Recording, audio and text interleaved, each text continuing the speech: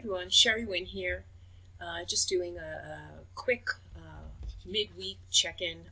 I wanted to briefly discuss with all of you the Unit 1 exam that's coming up on Monday.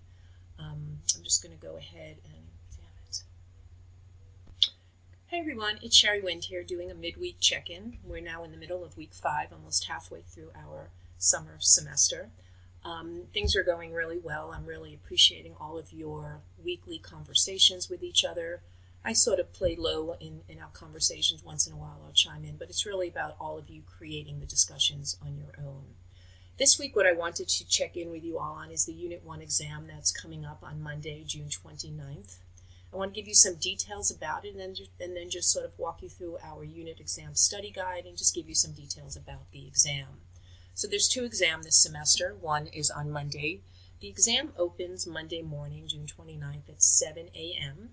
and is open through Monday, June 29th till 11:30 p.m.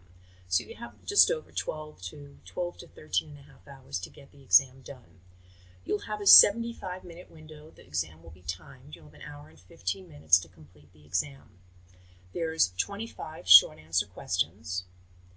Questions can usually be answered, as the study guide shows you, in 2 to 3 sentences. This is not a short answer. It's not certainly a long answer.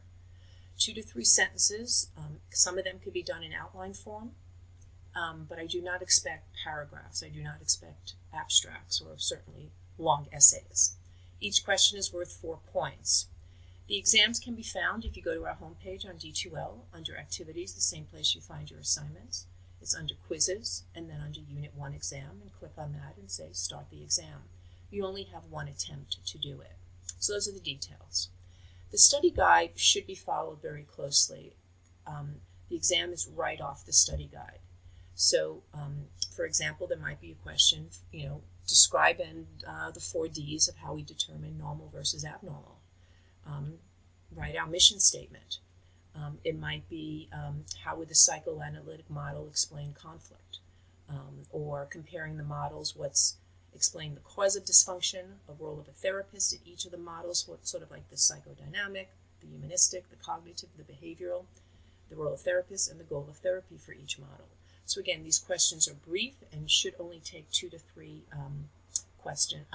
sentences to answer each of the questions. That's about it. So make sure, again, you're following the study guide here.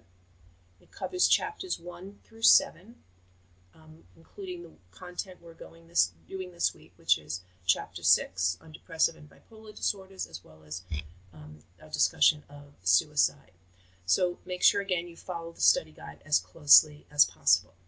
I'm at 3 minutes, and that's my limit, so I just wanted to say good luck on Monday. Let me know if anyone has any questions, and I'm always available online for those. Thanks so much.